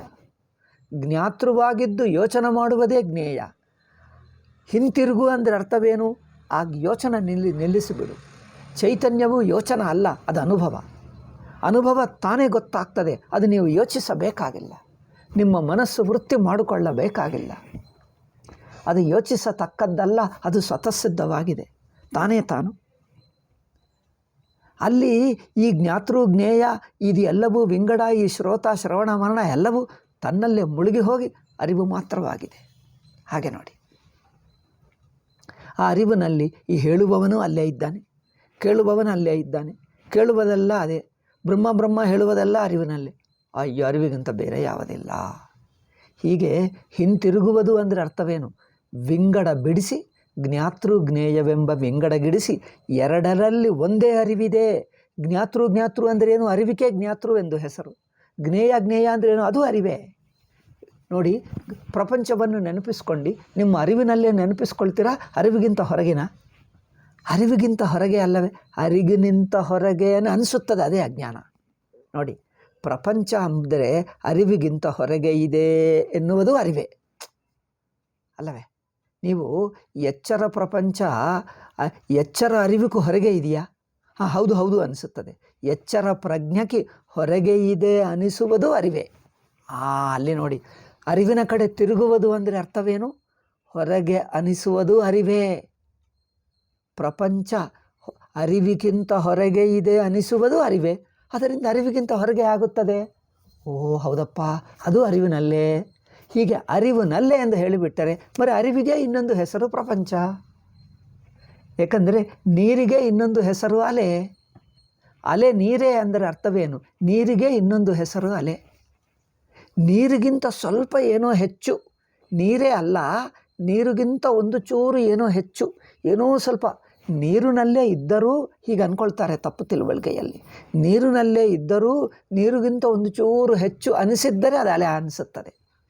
ನೀರೇ ಅಲ್ಲ, ನೀರಿನಲ್ಲೇ ಇದ್ದರೂ ನೀರಿಗಿಂತ ಸ್ವಲ್ಪ ಹೊರಗೆ ಬಂತು, ಸ್ವಲ್ಪ ಅಂಚುಕ್ಕೆ ಬಂತು ಅನಿಸುತ್ತದೆ. ಯೋಚನೆ ಮಾಡು, ನೀರಿನಿಂದ ಹೊರಗೆ ಬರುವುದಂದರೆ ಏನರ್ಥಪ್ಪ? ಅಲೆ ನೀರಿನಿಂದ ಹೊರಗೆ ಬರುತ್ತದೆ? ನೀರಿನಿಂದ ಹೊರಗೆ ಬರಲ್ಲ. మరి ಎಲ್ಲಿಗೆ ಬರ್ತದೆ? ಅಂಚು ಅಂದರೆ ಅರ್ಥವೇನು? ನೀರನ್ನು ಬಿಟ್ಟಿರುತ್ತದೇನು? ಬಿಡಲ್ಲ. మరి ಏನು? ನೀರೇ, ಮುಗೀತಲ್ಲ. మరి ನೀರೇ. ಹೌದು, ನೀರಿಗಿಂತ ಅಂಚು ಅಂದರೆ ಅರ್ಥವಿಲ್ಲ. ನೀರಿಗೆ ಅಂಚೇನು? ನೀರಿಗೆ ಅಂಚು ಇರುತ್ತದೆ? ನೀರಿಗೆ ಅಂಚು ಅಂದರೆ ನೀರೇ. ನೀರನ್ನು ಇಟ್ಟುಕೊಂಡೇ ಅಂಚ, ನೀರನ್ನು ಬಿಟ್ಟು ಅಂಚ. ನೀರನ್ನು ಬಿಡೋಕ್ಕಾಗಲ್ಲ. ನೀರನ್ನು ಬಿಡೋಕ್ಕಾಗಲ್ಲ ಅಂದರೆ ನೀರೇ ಇಟ್ಕೊಂಡಿದ್ದರೆ ನೀರೇ ಆಯಿತು. మరి ನೀವು ಅಲೆ ಎಂಬುದು ಏನಪ್ಪ ಅಂದರೆ ನೀರೇ. మరి ನೀರೇ ಆಗಿರುವಾಗ ಮತ್ತೆ ಅಲೆ, ನೀರು ಅಲೆ ಎಂದು ಎರಡು ಹೆಸರುಗಳೇಕೆ? ಹೌದು, ಹಾಗೆ ಗೊತ್ತಾಗ್ತದೆ. ಹಾಗೆ ಅರಿವು ಪ್ರಪಂಚ, ಅರಿವು ಅವಸ್ಥೆ. ಎಚ್ಚರ ಅರಿವಿಗಿಂತ ಬೇರೆ ಎಚ್ಚರ ಪ್ರಪಂಚ ಇದೆಯಾ? ಎಚ್ಚರ ಅರಿವು ಹೌದು, ಪ್ರಪಂಚ ಅರಿವಿಕೆ ಪ್ರಪಂಚ. ನೀವು ಎಷ್ಟು ದೂರ ಊಹಿಸ್ಕೊಳ್ತೀರಿ. ಅಲ್ಲಲ್ಲ, ಅಷ್ಟು ದೂರ ಪ್ರಪಂಚ, ನಮಗೇನು ಗೊತ್ತು? ಅದು ದೂರವಿಲ್ಲವ? ನೋಡಿ, ಆ ಸೂರ್ಯ ಚಂದ್ರ ನಕ್ಷತ್ರ ಅಷ್ಟು ದೂರ ಅನ್ನುವುದು ಅನಿಸಿಕೆನೇ. ನೋಡಿ, ಸೂರ್ಯ ಎಂಬುದು ನಿಮ್ಮ ಮನಸ್ಸಿನ ವೃತ್ತಿ. ದೂರ ಎಂಬುದು ಅನಿಸುತ್ತದೆ, ಅದು ಮನಸ್ಸೇ. ಅಲ್ಲಿ ಇದೆ ಅನಿಸುತ್ತದೆ, ಅದು ಮನಸ್ಸೇ. ಅದೆಲ್ಲ ಮನಸ್ಸೆಲ್ಲ ಎಲ್ಲಿದೆ? ಅರಿವಿನಲ್ಲಿ. ಅರಿವನ್ನು ಬಿಟ್ಟು ಮನಸ್ಸಿರುತ್ತದೆ. ಮನಸ್ಸಂದ್ರೆ ಏನು? ಅರಿವಿನ ಅಂಚು ಮನಸ್ಸ. ಹೌದೌದು ಹೇಳ್ತಾರೆ. ಅರಿವಿನ ಅಂಚು ಕೈಯಲ್ಲಿ ನೀರಿನ ಅಂಚಿನಲ್ಲೇ ಏನಿದೆ? ಅಲೆ ಎಂದು ತಿಳ್ಕೊಂಡಿದ್ದೀವಲ್ಲ, ಅದು ತಪ್ಪು ಎಂದು ಹೇಳಬೇಕು. ನೀರಿಗೆ ಅಂಚು ಇಲ್ಲ, ಅದು ನೀರೇ. ಅರಿವಿಗೆ ಪ್ರಪಂಚವೆಲ್ಲ ಅನಿಸಿಕೆನೇ. ಅನಿಸಿಕೆ ಅರಿವಿಗೆ ಇನ್ನೊಂದು ಹೆಸರು ಅನಿಸಿಕೆ. ಮೊದಲು ಪ್ರಪಂಚವೆಲ್ಲ ಅನಿಸಿಕೆ. ಎಚ್ಚರ ಅವಸ್ಥೆಯಲ್ಲೇ ಸೇರಿಸು. ಪ್ರಪಂಚವೆಲ್ಲ ಅವಸ್ಥೆಯೆಲ್ಲ ಅರಿವು. ಈ 3 ಹಂತಗಳಲ್ಲೇ ಆಗಬೇಕು. ಪ್ರಪಂಚವೆಲ್ಲ ಅವಸ್ಥೆ ಅರಿವೇ. ಅರಿವಿಗೆ ಅವಸ್ಥೆ ಎಂದು ಇನ್ನೊಂದು ಹೆಸರು. ಅವಸ್ಥೆ ಅಂದರೆ ಅಲ್ಲೇನಿಲ್ಲ. ಅವಸ್ಥೆ ಎಲ್ಲಿದೆ ನೋಡು. ನೋಡಲಿಕ್ಕೆ ಹೋದರೆ ಅರಿವಿನಿಂದ ನೋಡ್ತೀರಾ? ಹೇಗೆ ನೋಡ್ತೀರಿ? ಒಟ್ಟವಸ್ಥೆ. ಇಂದ್ರಿಯ ಮನಸ್ಸುಗಳ ಸಮೇತವಾಗಿರುವ ಒಟ್ಟು ಅವಸ್ಥೆಯನ್ನು ನೋಡಲಿಕ್ಕೆ ಹೋಗು. ನೋಡ್ತಾ ಇದ್ದರೆ ಯಾವುದರಿಂದ ನೋಡ್ತೀರಿ? ಅರಿವಿನಿಂದ ನೋಡ್ತೀರಿ. ಅರಿವಿನಿಂದ ನೋಡುವಕ್ಕೆ ಹೋದರೆ ಅರಿವಿಗಿಂತ ಹೊರಗೆ ಎಲ್ಲಿ ಅವಸ್ಥೆ ಕಂಡು ಬರ್ತದೆ? ಅರಿವನ್ನು ಬಿಟ್ಟು ಕಂಡು ಬರ್ತದೆ? ಅರಿವಿಗಿಂತ ಹೊರಗೆ ಇರುತ್ತದೆ. ಹೊರಗೆ ಒಳಗೆ ಎನ್ನುವುದು ದೇಶಬುದ್ಧಿಯೂ ಅರಿವೇ. ಹಾಗೆ ನೋಡಿ, ಹೊರಗೆ ಒಳಗೆ ಎನ್ನುವುದು ದೇಶಬುದ್ಧಿ ಅರಿವೇ. ಬರೀ ಅರಿವನ್ನು ಬಿಟ್ಟು ಹೇಗಿರುತ್ತದೆ? ತಪ್ಪು. ಅರಿವನ್ನು ಬಿಟ್ಟಿಲ್ಲ ಅಂದರೆ ಅರಿವಿಗೆ ಸುಮ್ಮನೆ ಕಲ್ಪಿತ ಹೆಸರು. ಅರಿವಿಗಿಂತ ಬೇರೆ ಅನಿಸುವುದೇ ಅರಿವು. ಅರಿವಿಗಿಂತ ಬೇರೆ ಆ ಅನಿಸಿಕೆಯೇ ಅರಿವು. ಅಯ್ಯೋ ರಾಮ, ಎಲ್ಲವೂ ಅರಿವೇ. ಅರಿವಿಗಿಂತ ಬೇರೆ ಅಲ್ಲ, ಅದು ತಿಳ್ಕೊಳ್ಳಬೇಕು. ಹಿಂತಿರುಗುವುದಂದ್ರೆ ಅರ್ಥವೇನು? ಆ ವಿಂಗಡ ಬಿಡು. ಅರಿವಿಗಿಂತ ಬೇರೆ ಎಂದು ಅನಿಸಿಕೆ ಬಿಡು. ಏಕೆ? ಅನಿಸಿಕೆನೇ ತಪ್ಪು. ಅನಿಸಿಕೆ ತಪ್ಪೇಕೆ? ಅದು ಅರಿವೇ. ಅಂದರೆ ಅರಿವನ್ನು ವ್ಯಾಪಕವಾಗಿರುವಂಥದ್ದು ನೋಡು. ಅದರಲ್ಲಿ ಅದಕ್ಕಿಂತ ಬೇರೆ ಅನಿಸುವುದು ಅರಿವೇ. ನಾನು ಅನಿಸುವುದು ಯಾರು? ತಾನೆಂಬ ಸ್ವತಃಸಿದ್ಧ ಇರುವಿದೆ ನೋಡಿ. ಆ ಇರುವಿಕೆ ನಾನೆಂದು ಹೆಸರಿಟ್ಟಿದ್ದೀವಿ. ನಿಜವಾಗಿ ನಾನೆಂಬುದು ಏನೂ ಇಲ್ಲ ಅಲ್ಲಿ. ನಾನಂದರೆ ಯಾರಪ್ಪ ಅಂದರೆ ತಾನಿದ್ದೇನೆ. ಆ ಆ ಇರುವಿಕೆ ಇದೆ ನೋಡಿ, ಅದು ಸ್ವತಃಸಿದ್ಧ. ಅದು ವೃತ್ತಿ ಇಲ್ಲದೆ ತಾನಿದೆ ನೋಡಿ. ಆ ತಾನು ಸ್ವತಃ ಆಗಿ ಇರುವಂಥ ಆ ಇರುವಿಕೆಗೆ ನಾನೆಂದು ಹೆಸರಿಟ್ಟಿದ್ದೀವಿ. ಅದು ಹೆಸರೇ ಅಲ್ಲಿ ಏನಿಲ್ಲ. ಅದು ಇರುವುದು ಒಂದೇ, ಆ ಇರುವೆ. ಸ್ವತಃಸಿದ್ಧ ಇರುವೆ. ಆ ಸ್ವತಃಸಿದ್ಧ ಇರವು ಅದೇ ಬ್ರಹ್ಮ, ಅದೇ ಅರಿವು. ಆ ಅರಿವಿಗೆ ನಾನೆಂದು ಹೆಸರಿಟ್ಟಿದ್ದೀವಿ ಅಷ್ಟೇ ಹೊರತು ಅಲ್ಲಿ ಏನಿಲ್ಲ. ಅರಿವೇ ಅದು. ನಾನೆಂಬುದು ಅರಿವೇ, ನೀನೆಂಬುದು ಅರಿವೇ. ಪ್ರಪಂಚ ಎಂಬುದು ಅರಿವೇ. ಪ್ರಪಂಚವೆಂಬುದೆಲ್ಲ ಅವಸ್ಥೆ ಎಲ್ಲ ಅರಿವೇ. ಅದರಿಂದ ನಾನು ಎಲ್ಲಿದೆ? ನಾನು ಪ್ರಪಂಚ ಮುಳುಗಿ ಹೋಯಿತು, ಅರಿವೇ ಆಗಿಬಿಟ್ಟಿತು. ಮುಳುಗಿ ಹೋಗುವುದು ಎನ್ನುವುದು ಸುಮ್ಮನೆ ಹೇಳುವ ಪದ್ಧತಿಯಲ್ಲಿ ಮುಳುಗುವುದಿಲ್ಲ. ಹೊರಗೆ ಇದ್ದರೆ ಮುಳುಗುವುದಾ? ಹೊರಗೆ ಇಲ್ಲ, ಮುಳುಗುವುದೂ ಇಲ್ಲ, ಎರಡೂ ಕಲ್ಪಿತ. ಇದೆಲ್ಲ ಪ್ರಕ್ರಿಯೆ ಅಷ್ಟೇ. ನಿಜವಾಗಿ ಏನು ಹೊರಗೆ ಇದೆ, ಮುಳುಗುತ್ತದೆ ಎಂದು ಹಾಗೆ ಊಹಿಸಿಕೊಳ್ಳಬೇಡಿ. ಹೊರಗೆ ಇರುವುದೂ ಇಲ್ಲ, ಮುಳುಗುವುದೂ ಇಲ್ಲ, ಅದೆಲ್ಲ ಒಂದೇ ಬ್ರಹ್ಮ ಅಷ್ಟೇ. ಅರಿವೇ ಅರಿವು. ಅದು ಪ್ರಕ್ರಿಯೆಗೋಸ್ಕರ ಹೇಳಿದ್ದೇವೆ ಹೊರತು ಅಂದರೆ ದೃಷ್ಟಿ ವ್ಯಾಪಕವಾಗಲಿ ಎಂದಷ್ಟೇ. ದೃಷ್ಟಿ ಪ್ರಮಾತೃ ಪ್ರಮೇಯವೆಂಬ ವಿಂಗಡ ದೃಷ್ಟಿ ಬಿಟ್ಟು ಒಟ್ಟು ದೃಷ್ಟಿವಾಗಲಿ. ಒಟ್ಟು ನೋಡು. ಒಟ್ಟಂದರೇನು? ಇದು ಅದು ಎಲ್ಲವದೇ ಎಂದು ನೋಡಷ್ಟೇ. ಆಕಾಶಕ್ಕಿಂತ ಘಟಾಕಾಶ, ಆಕಾಶಕ್ಕಿಂತ ಇಷ್ಟು ಆಕಾಶ ಅಂದರೆ ಇಷ್ಟು ಆಕಾಶ ಆಕಾಶಕ್ಕಿಂತ ವಿಂಗಡ ಆಗಲೇ ಇಲ್ಲ. ಆ ವಿಂಗಡ ಎಂದು ಅನಿಸಿತಲ್ಲ, ಆ ವಿಂಗಡ ತಪ್ಪು ಎಂದು ತಿಳ್ಕೊ. ಆಕಾಶಕ್ಕಿಂತ ಇಷ್ಟು ಆಕಾಶ ಎಂದು ವಿಂಗಡವಿಲ್ಲ. ವಿಂಗಡ ಎಂದು ಅನಿಸುವುದು ತಪ್ಪೇ. ಅಂದರೆ ಆಕಾಶ ಒಟ್ಟಿಗೆ. ಹೀಗೆ ಒಟ್ಟೆಂಬ ಅರಿವೇ. ನೀನು ಮಾತಾಡುವ ಪ್ರತಿ ಮಾತು ಅರಿವೇ. ಕೇಳುವ ವೃತ್ತಿ ಕೇಳುವಂಥ ವೃತ್ತಿಯೂ ಅರಿವೇ. ಅನಿಸುವ ಪ್ರಪಂಚವೂ ಅರಿವೇ. ಮಿಕ್ಕ ಜನರು ಅನಿಸಿದ್ದರೆ ಮಿಕ್ಕ ಅನ್ನುವುದು ನಿನ್ನ ಅನುಭವವೇ ಅಲ್ಲವೇ? ಮಿಕ್ಕ ಜನರು ಇದ್ದಾರೆ ಎಂಬುದು ನಿನ್ನ ಅನುಭವ. ನಿನ್ನ ಅಂದರೆ ನಿಮ್ಮ ಅರಿವಿನ ಅನುಭವ. ನಿಮ್ಮ ಅರಿವಿನಲ್ಲೇ ಅವರು ಬಿಡಿಯಾಗಿಲ್ಲ. ಮಿಕ್ಕ ಜನರಿದ್ದಾರೆ ಅನಿಸುವುದು ನಿನ್ನ ಅರಿವೇ. ನಿನ್ನ ಅರಿವನ್ನು ಬಿಟ್ಟು ಮಿಕ್ಕ ಜನರಿದ್ದಾರಾ? ನೋಡಿ ಎಷ್ಟು ಚೆನ್ನಾಗಿದೆ. ಮಿಕ್ಕ ಜನರಿದ್ದಾರಾ? ಅವರೆಲ್ಲರೂ ನಿಮಗೆ ನಿಮ್ಮ ಅನಿಸಿಕೆಗಳಲ್ಲೇ ಇದ್ದಾರೆ. ನಿಮ್ಮ ಅನಿಸಿಕೆಯಲ್ಲೇ ಇದ್ದಾರೆ. ಅನಿಸಿಕೆ ಅರಿವೇ ಆಗಿದೆ. ಅಂದರೆ ಅವರೆಲ್ಲ ನಿಮ್ಮ ಅನಿಸಿಕೆನೇ, ನಿಮ್ಮ ಅರಿವೇ. ಅರಿವಿಗಂತ ಬೇರೆ ಯಾವುದೂ ಇಲ್ಲ. ಹೀಗೆ ನಾಮರೂಪಗಳನ್ನೆಲ್ಲ ಅರಿವಂದೇ ತಿಳ್ಕೊಳ್ಳುವುದು. ಏಕೆ? ನಾನು ತಿಳ್ಕೊಂಡರೆ ಆಗುತ್ತದ ಅಂದರೆ, ನೀನು ತಿಳ್ಕೊಂಡರೆ ಅರಿವು ಆಗುತ್ತದಲ್ಲ, ಅರಿವು ಆಗುವುದರಿಂದ ಅರಿವೆಂದು ತಿಳ್ಕೊ. ನೀವು ತಿಳ್ಕೊಂಡ ನಂತರ ಅರಿವಿನಲ್ಲಿ ಸೇರಿಸು ಎಂದು ಹೇಳುತ್ತಾ ಇಲ್ಲ. ಮೊದಲೇ ಅರಿವಾಗಿದೆ ಎಂದು ನೋಡು. ತಿಳ್ಕೊ ಅಂದರೆ ಏನು? ಇದ್ದನ್ನು ನೋಡು. ಅಲ್ಲಿ ನೋಡು ಅಂದರೆ ಏನು? ನೀವು ಜ್ಞಾತೃವಾಗಿರುವುದು ಮುಳುಗಿ ಹೋಗಿ ಅರಿವಾಗೇ ಇದ್ದು ಬಿಡ್ತದೆ. ಜ್ಞಾತೃವಾಗಿರುವುದು ಮುಳುಗಿ ಅರಿವಾಗಿದ್ದು ಬಿಡ್ತದೆ. ಜ್ಞಾತೃಜ್ಞೇಯ ಎಂಬ ವಿಂಗಡ ವೃತ್ತಿ ಬಿಟ್ಟು ಎಲ್ಲ ಒಟ್ಟು ವೃತ್ತಿ ಆಗುತ್ತದೆ. ಎಲ್ಲವೂ ಅರಿವೇ ಆಗುತ್ತದೆ. ಅಂದರೆ ಏನು? ಇದೆಲ್ಲವೂ ಒಂದು ಅರಿವಿನ ಪ್ರತಿಬಿಂಬ ಆಗಿಬಿಡ್ತದೆ. ಅಂತಃಕರಣ ವೃತ್ತಿ ಎಲ್ಲ, ಪ್ರಪಂಚವೆಲ್ಲ ಅರಿವೇ. ಕನ್ನಡಿಯಲ್ಲೆಲ್ಲ ಪ್ರತಿಬಿಂಬ ತೋರಿದ ಹಾಗೆ ಒಟ್ಟು ಅರಿವೆಲ್ಲ ಚೈತನ್ಯವೇ, ಚಿದಾಭಾಸ ಎಂದು ಹೇಳ್ತೀವಿ ನೋಡಿ. ಒಟ್ಟು ಪ್ರಪಂಚವೆಲ್ಲವೂ ಚಿದಾಭಾಸವೇ, ಚಿದಾಭಾಸವು ಚಿತ್ತೆ. ಹಾಗೆ ಈ ತರಹ ನಾನಾತ್ವವೆಲ್ಲ ಒಟ್ಟಾಗುತ್ತದೆ. ಆ ಒಟ್ಟೆಲ್ಲವೂ ಚೈತನ್ಯವೇ ಆಗುತ್ತದೆ. ಈ ತರಹ ನೋಡಬೇಕು. ಆದ್ದರಿಂದ ಕಿಂತು ವಿಜ್ಞಾನಾತ್ಮ ಪುರುಷಃ ಇತ್ಯೇವಂ ಜಾತೀಯಕವಪಿ ಶಾಸ್ತ್ರಂ ಅನುವಾದ ರೂಪತ್ವಾತ್. ಶಾಸ್ತ್ರವು ಹೇಳ್ತದೆ, ನಿನ್ನನ್ನು ಕರ್ತ ಹೇಳ್ತದೆ, ವಿಜ್ಞಾನಾತ್ಮ ಹೇಳ್ತದೆ, ಪುರುಷ ಹೇಳ್ತದೆ, ಜೀವ ಹೇಳ್ತದೆ. ಹೇಳಿದ್ದೆಲ್ಲ ಅನುವಾದ. ನಮ್ಮ ತಪ್ಪು ತಿಳುವಳಿಕೆಯನ್ನು ತಾತ್ಕಾಲಿಕವಾಗಿ ಇಟ್ಟುಕೊಂಡು ಮಾತಾಡ್ತಾ, ತಾತ್ಕಾಲಿಕವಾಗಿ ಇಟ್ಟುಕೊಂಡು ಹೇಳಿದ್ದೇ ಹೊರತು ಅದೇ ನೀನು ಎಂದು ಹೇಳ್ತಾ ಇಲ್ಲ, ಅದೇ ನೀನು ಎಂದು ಹೇಳ್ತಾ ಇಲ್ಲ. ಓಕೆ. ಅನುವಾದ ರೂಪತ್ವಾತ್ ಯಥಾ ಪ್ರಾಪ್ತಮೇವ ಅವಿದ್ಯಾಕೃತಂ ಕರ್ತೃತ್ವ ಅನುವದಿಷ್ಯತಿ. ಅಷ್ಟೇ. ಆದ್ದರಿಂದ ಶಾಸ್ತ್ರ ಹೇಳಿದ್ದರೂ ಶಾಸ್ತ್ರವು ಉಪದೇಶವಾಗಿ ಹೇಳಿದ್ದನ್ನೇ ಸತ್ಯ. ನಿನ್ನ ತಪ್ಪು ತಿಳುವಳಿಕೆಯನ್ನು ಹೇಳಿದ್ದರೆ ಶಾಸ್ತ್ರವು ತಪ್ಪೆ. ಏಕೆ? ನಮ್ಮ ತಪ್ಪು ತಿಳುವಳಿಕೆಯನ್ನೇ ಸುಮ್ಮನೆ ತಾತ್ಕಾಲಿಕವಾಗಿ ರಿಪೀಟ್ ಮಾಡ್ತಾ ಇದೆ. ಅದು ನಿಜವಲ್ಲ.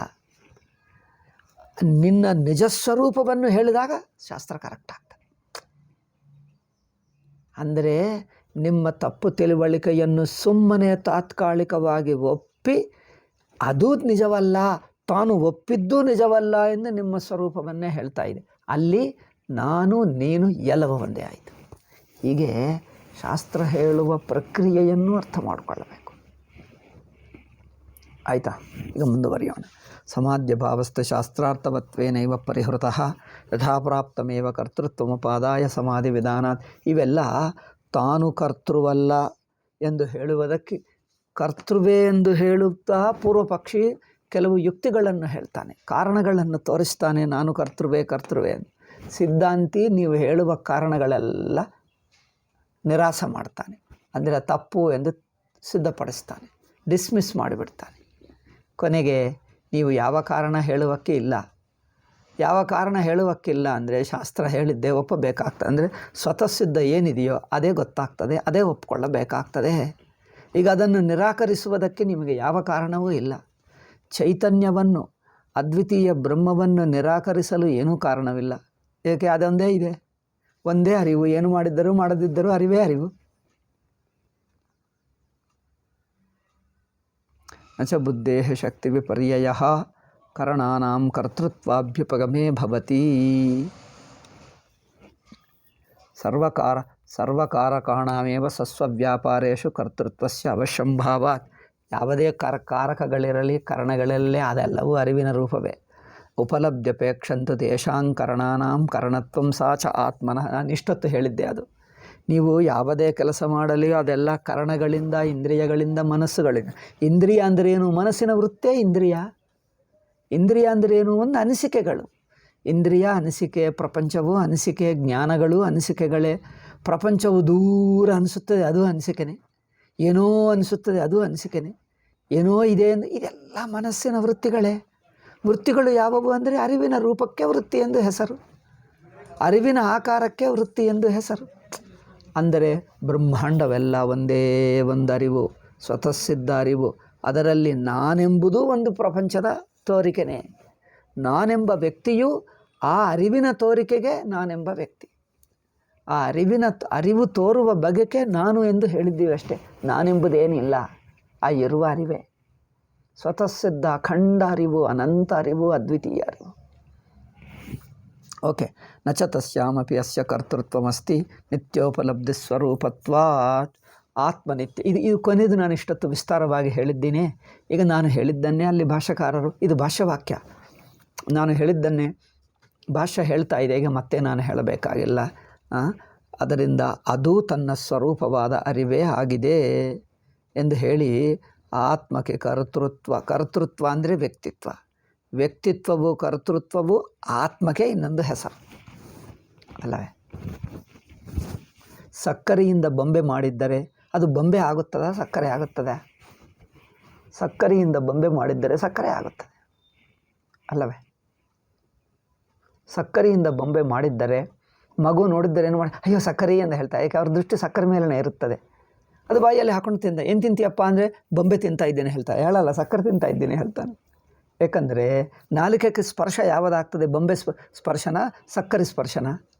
ನಾಲಿಕೆಗೆ ಸಕ್ಕರೆ ಸ್ಪರ್ಶನ ಇರುತ್ತೆ. మరి ಬೊಂಬೆಯಲ್ಲಿ ಬೊಂಬೆ ಸುಮ್ಮನೆ ಹೆಸರು, ಅಲ್ಲಿ ಏನಿಲ್ಲ. ಹಾಗೆ ನಾನು ಎಂಬುದು ಅರಿವಿಗೆ ಹೆಸರು. ನಾನೆಂಬುದು ಸರ್ವವ್ಯಾಪಕ ಎಲ್ಲವನ್ನೂ ಸೇರಿಸಿಕೊಂಡಿರುವ ಅಖಂಡ ಅರಿವಿಗೆ ಕಲ್ಪಿತ ಹೆಸರು.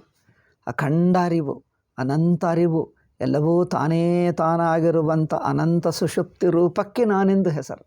ಸುಷುಪ್ತಿಯಲ್ಲಿ ನಾನಿದ್ದೇನೆ ಎಂದು ಹೇಳ್ತೀವ ಅಲ್ಲವಾ? ಇದು ಒಳ್ಳೆಯ ಉದಾಹರಣೆ ನೋಡಿ. ಆ ಉದಾಹರಣೆ ಏಕೆ? ಅನುಭವವೇ. ನೀವು ಸುಷುಪ್ತಿಯಿಂದ ಎಚ್ಚರಗೊಂಡಿದ್ದೀರಿ, ನಿದ್ದೆ ಹೋಗಿ ಎಚ್ಚರಗೊಂಡಿದ್ದೀರಿ. ನಾನು ಕೇಳ್ತೀನಿ, ಹೇಗಿತ್ತು ಸುಷುಪ್ತಿ? ಏನಿರಲಿಲ್ಲ. ಅಲ್ಲಿ ಏನಿತ್ತಪ್ಪ ಅಂದರೆ ನಾನು ಮಲ್ಕೊಂಡೆ. ಈ ನಾನು ಎಂದು ಹೇಳ್ತಾ ಇದ್ದೀವಲ್ಲ, ಆ ಮಲ್ಕೊಂಡ ಸ್ವರೂಪದಲ್ಲಿ ನಾನು ಹೇಗಿತ್ತು ಹೇಳಿ? ನೀವು ಆ ನಿದ್ದೆ ಸ್ವರೂಪದಲ್ಲಿ ನಾನು ಮಲ್ಕೊಂಡೆ ಎನ್ನುವುದು ಈ ಬುದ್ಧಿ ಎಲ್ಲಿದೆ? ಅದು ಅದರಲ್ಲಿ ಮುಳುಗೆ ಹೋಯಿತು. ನಾನು ಮಲ್ಕೊಂಡೆ ಎಂಬ ನಾನು ಬುದ್ಧಿಯೂ ಅಲ್ಲೇ ಮುಳುಗೆ ಇದೆ. ನಾನು ಬುದ್ಧಿ ಸುಷುಪ್ತಿ ಒಳಗೆ ಇದೆಯಾ ಹೊರಗಿದೆಯಾ? ಅಂದರೆ ಸುಷುಪ್ತಿಯಲ್ಲೇ ಒಳಗೆ ಇದ್ದೇ ನಾನೆಂಬ ಬುದ್ಧಿ ಸುಷುಪ್ತಿಯಲ್ಲಿ ಒಳಗನೆ ಸೇರಿಕೊಂಡೇ ಇದೆ. ಹೇಗೆ ನಾನು ಮಲ್ಕೊಂಡೆ ಎಂಬ ಬುದ್ಧಿಯನ್ನು ಸೇರಿಸಿಕೊಂಡೇ ಸುಷುಪ್ತಿಯಲ್ಲಿ ಮಲ್ಕೊಂಡೆ ಎಂಬುದು ಬುದ್ಧಿಯಾಗಿ ಬಿಡಿಯಾಗಿಲ್ಲ, ಅದರಲ್ಲಿ ಅಡಕವಾಗಿದೆ, ಅಂತರ್ಗತವಾಗಿದೆ. ಹಾಗೆ ಎಚ್ಚರದಲ್ಲಿ ನಾನಿದ್ದೇನೆ ಎಂಬ ಬುದ್ಧಿಯು ಸುಷುಪ್ತಿ ಸ್ವರೂಪದಲ್ಲೇ ಅಡಕವಾಗಿದೆ, ಚೈತನ್ಯ ಸ್ವರೂಪದಲ್ಲೇ ಅಡಕವಾಗಿದೆ. ಹಾಗೆ ನೋಡಿ, ಆದ್ದರಿಂದ ಚೈತನ್ಯಕ್ಕೆ ನಾನು ಎಂಬುದು ಕಲ್ಪಿತ ಹೆಸರು, ಅಧ್ಯಸ್ಥ ಹೆಸರು. ನಾನೆಂಬುದು ಕಲ್ಪಿಸಿ ಹೇಳ್ತೀವಿ, ಅಧ್ಯಾಸ ದೃಷ್ಟ್ಯ ಹೇಳ್ತೀವಿ. ಅಧ್ಯಾಸ ಬಿಟ್ಟರೆ ಅಂದರೇನು? ಅಧ್ಯಾಸದಲ್ಲಿ ಮುಳುಗಿಸಿದ್ದರೆ ಆ ನಾನು ಎಂಬ ಅನಿಸಿಕೆಯನ್ನು ಮುಳುಗಿಸ್ತೀವಿ, ಚೈತನ್ಯವೇ ಮಾಡಿಬಿಡ್ತೀವಿ. ನಾನೆಂಬ ಅನಿಸಿಕೆಯನ್ನು ಚೈತನ್ಯದಲ್ಲಿ ಮುಳುಗಿಸಿ ನೋಡಿದಾಗ ನಾನೆಂಬ ವೃತ್ತಿ ಇಲ್ಲ. ಅದರಲ್ಲಿ ಕಲ್ಪಿಸಿದ್ದರೆ ನಾನೆಂಬ ವೃತ್ತಿ. ಓಕೆ, ನಾನೆಂಬುದು ಕಲ್ಪಿಸುವುದು ಮುಳುಗುವುದು ಈ ಎರಡೂ ಮತ್ತೆ ಕಲ್ಪಿತವೇ. ನಾನೆಂಬ ಬುದ್ಧಿ ಕಲ್ಪಿಸಿದ್ದೇವೆ, ನಾನೆಂಬ ಬುದ್ಧಿ ಮುಳುಗಿ ಹೋಯಿತು. ಹೀಗೆ ಕಲ್ಪಿಸುವುದು ಮುಳುಗಿ ಹೋಯಿತುವುದು ಇದು ಅಧ್ಯಾಸವೇ. ನೋಡಿ, ನಾವು ಕಲ್ಪಿಸಿದ್ದೇವೆ, ಮುಳುಗಿಸಿದ್ದೇವೆ, ಎರಡೂ ಅಧ್ಯಾಸವೇ. ಅಂದರೆ ಆತ್ಮದ ಸ್ವರೂಪದಲ್ಲಿ ಕಲ್ಪಿಸುವುದು ಮುಳುಗಿಸುವುದು ಅದು ಬ್ರಹ್ಮೆ. ಅದಕ್ಕಿಂತ ಬೇರೆ ಬ್ರಹ್ಮವೂ ಇಲ್ಲ, ಬ್ರಹ್ಮವಿಲ್ಲವೇ ಇಲ್ಲ. ಅದರಿಂದ ಕಲ್ಪಿಸುವುದು ಬ್ರಹ್ಮೇ ಆಗುತ್ತದೆ. ಆಯಿತಾ? ತದೇವಂ. ಹೀಗಾದರೂ ಕರ್ತೃತ್ವವು ಆತ್ಮ ಅಲ್ಲ, ಕರ್ತೃತ್ವವಿಲ್ಲ ಎಂಬುವುದನ್ನು ಉಪಸಂಹಾರ ಮಾಡ್ತಾರೆ. ಕರ್ತೃ ಅಂದರೇನು? ವ್ಯಕ್ತಿಯಾಗಿ ನೋಡಿಕೊಳ್ಳುವುದೇ ಕರ್ತೃತ್ವ, ಏನಿಲ್ಲ. ವ್ಯಕ್ತಿಯಾಗಿ ನೋಡುವ ಬಗೆನೇ ಹೊರತು ಇರುವ ಬಗೆ ಅಲ್ಲ. ಕರ್ತೃ ಎಂದು ನಿಮಗೆ ಅನಿಸುತ್ತದೆ, ಅಂದರೆ ನೀವು ಆ ತರಹ ನೋಡ್ತಾ ಇದ್ದೀರಿ. ಕರ್ತೃ ಅಂದರೆ ಒಬ್ಬ ವ್ಯಕ್ತಿಯಂತೆ ನೋಡ್ತಾ ಇದ್ದೀವಿ. ವ್ಯಕ್ತಿಯಂತೂ ನೋಡುವುದು ಬಿಡು, ನೀನು ವ್ಯಕ್ತಿ ಅಲ್ಲ.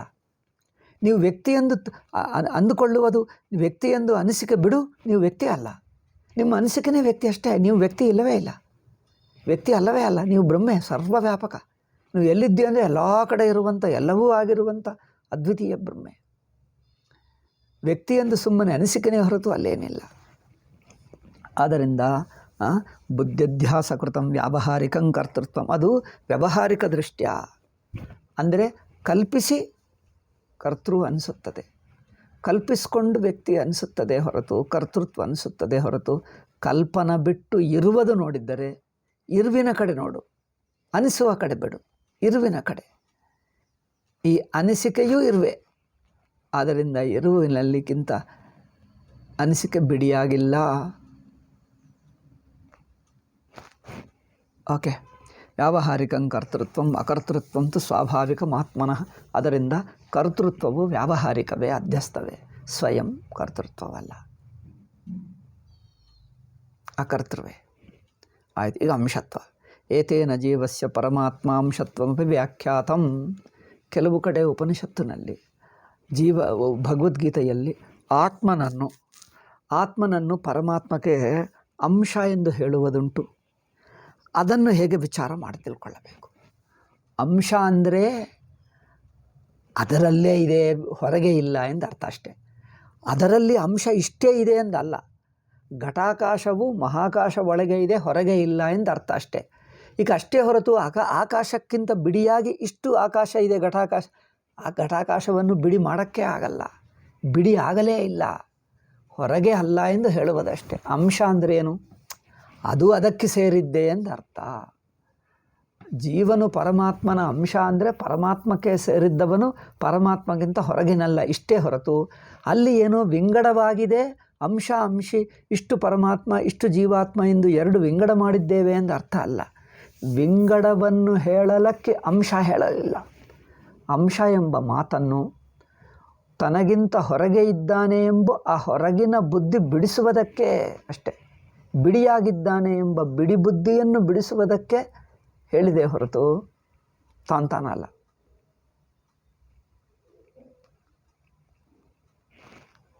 ಆಯಿತಾ?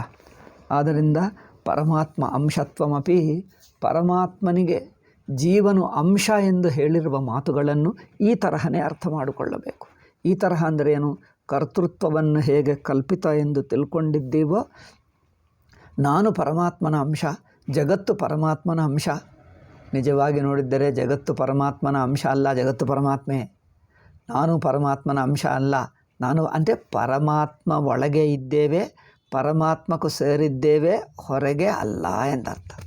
ಹೊರಗೆ ಎಂಬುದೇ ಇಲ್ಲ. ನಿಜವಾಗಿ ಹೊರಗೆ ಎಂಬುದು ಇಲ್ಲದ್ದನ್ನು ಹೊರಗೆ ಎಂದು ಅನಿಸುತ್ತದೆ, ಹೊರಗೆ ಎಂದು ಇಲ್ಲವಲ್ಲ.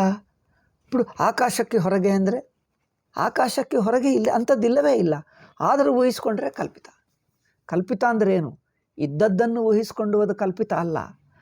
ಹಾಗೆಲ್ಲ ನಿಮಗೆ ಅನಿಸುತ್ತದೆ ಅಂದರೆ ಅದು ಕಲ್ಪಿತ. ಹಾಗೆ ಇಲ್ಲವೇ ಇಲ್ಲ, ಆದರೆ ಅನಿಸುತ್ತದೆ ಅಷ್ಟೇ, ಕಲ್ಪಿತ. ಆಕಾಶಕ್ಕಿಂತ ಹೊರಗೆ ಎಂಬುದಿಲ್ಲ, మరి ಹೊರಗೆ ಎಂದು ಊಹಿಸ್ಕೊಳ್ತಾನೆ, ಅದು ಸುಮ್ಮನೆ ಕಲ್ಪಿತ, ಅಲ್ಲಿ ಏನಿಲ್ಲವೇ ಇಲ್ಲ. ಹಾಗೆ ತನಗಿಂತ ಬೇರೆ, ತನ್ನ ಸ್ವತಃ ಸಿದ್ಧ ಆತ್ಮಸ್ವರೂಪಕ್ಕಿಂತ ಬೇರೆ ಅನಿಸುವುದೇ ತಪ್ಪು ತಿಳುವಳಿಕೆ. ಓಕೆ. ಸೊ ಪರಮಾತ್ಮ ಅಂಶ ಎಂಬುದು ಹೇಳಿದ್ದು ಹೊರಗೆ ಇಲ್ಲ, ವಿಂಗಡವಾಗಲಿಲ್ಲ, ಪರಮಾತ್ಮಕ್ಕೆ ಸೇರಿದ್ದು, ಪರಮಾತ್ಮಕ್ಕೆ ಇನ್ನೊಂದು ಹೆಸರು. ಆದ್ದರಿಂದ ಅಂಶ ಎಂಬ ಮಾತುವಿಗೆ ಮಮೈವ ಅಂಶೋ ಜೀವಲೋಕೆ ಜೀವಭೂತ ಸನಾತನಃ ಎಂದು ಹೇಳ್ತದೆ. ಮಮೈವ ಅಂಶ ಅಂದರೆ ಅಲ್ಲಿ ಶಂಕರಾಚಾರ್ಯರು ಹೇಳ್ತಾರೆ, ನನಗೆ ಸೇರಿದ್ದೇ ಹೊರತು ನನಗಿಂತ ಬೇರೆ ಅಲ್ಲ, ಅಷ್ಟೇ ಹೊರತು ವಿಂಗಡವಿದೆ ನನ್ನಲ್ಲಿ ನಾನು ನನ್ನ ಜೀವ ಎಂದು ಹಾಗೆ ವಿಂಗಡವಿಲ್ಲ. ಅದು ನನ್ನ ಸ್ವರೂಪವೇ, ನನಗೆ ಸೇರಿದ್ದೇ ಹೊರತು ನನಗಿಂತ ಬೇರೆ ಅಲ್ಲ, ಅಷ್ಟೇ ತಾತ್ಪರ್ಯ. ವಿಂಗಡ ನೋಡಬಾರದಲ್ಲಿ. ಕ್ವಚಿತ್ ಏನದಪ್ಪ, ಜಿಜ್ಞಾಸಿತವ್ಯತ್ವೇನ. ನೋಡಿ, ಇದು ಜಿಜ್ಞಾಸ, ನಾನು ಪರಮಾತ್ಮನನ್ನು ತಿಳ್ಕೊಳ್ಳಬೇಕು. ಈಗ ಇಷ್ಟು ಸೂಕ್ಷ್ಮ ವಿಂಗಡ ಇದೆ ನೋಡಿ, ಇಷ್ಟಾದರೂ ವಿಂಗಡ ಒಪ್ಕೊಳ್ಳುವುದು ಇದು ತಪ್ಪೆ. ಏಕೆಂದರೆ ಜಿಜ್ಞಾಸುವು ಬ್ರಹ್ಮೇ. ಜಿಜ್ಞಾಸು ಬ್ರಹ್ಮನಿನ್ನು ತಿಳ್ಕೊಂಡಿಲ್ಲವಲ್ಲ ಅಂದರೆ ತಿಳ್ಕೊಳ್ಳುವುದಿಲ್ಲ ಅನಿಸುತ್ತದೆ ಹೊರತು ನಿಜವಾಗಿ ಅವನು ಬ್ರಹ್ಮೆ. ಬ್ರಹ್ಮ ಆಗುವುದರಿಂದಲೇ ಜಿಜ್ಞಾಸುವಿಗೆ ಬ್ರಹ್ಮ ಆಗಬೇಕನ್ನಿಸುತ್ತದೆ ಅಲ್ಲವೇ? ನಾನು ಬ್ರಹ್ಮಕ್ಕೆ ಸೇರಿದವನಾಗುವುದರಿಂದ ನಾನು ಬ್ರಹ್ಮನೇ ಆಗಬೇಕು, ನಾನು ಬಿಡಿಯಾಗಿರಬಾರದು ಅನಿಸುತ್ತದೆ. ಬಿಡಿಯಾಗಿರಬಾರದು ಅನಿಸುವುದಕ್ಕೆ ಕಾರಣವೇನೆಂದರೆ ನಾನು ಬ್ರಹ್ಮನೇ ಆಗುವುದರಿಂದ. ನಿಜವಾಗಿ ತಾನು ಬ್ರಹ್ಮೆ. ಆಯಿತಾ? ಆದ್ದರಿಂದ ಜಿಜ್ಞಾಸು ಪರಮಾತ್ಮ, ಜಿಜ್ಞಾಸ್ಯ ನಾನು ಜಿಜ್ಞಾತು ಎಂದು ವಿಂಗಡ ಮಾಡುವುದು ಕಲ್ಪಿತ. ಕ್ವಚಿತ್ ನಿತ್ಯ ನಿಯಂತವ್ಯ ನಿಯಾಮಕತ್ವೇನ ಆದಿಪ್ರಕಾರೇಣ. ಪರಮಾತ್ಮ ನಿಯಂತ, ಪರಿಪಾಲನೆ ಮಾಡ್ತಾನೆ, ಆಡಳಿತ ಮಾಡ್ತಾನೆ, ನಾನು ಅವರ ಸೇವಕ, ಅಧೀನದಲ್ಲಿರುವಂಥ ಸೇವಕ, ಇದು ಕಲ್ಪಿತವೇ. ಭೇದ ನಿರ್ದೇಶೋ ದೃಶ್ಯತೆ.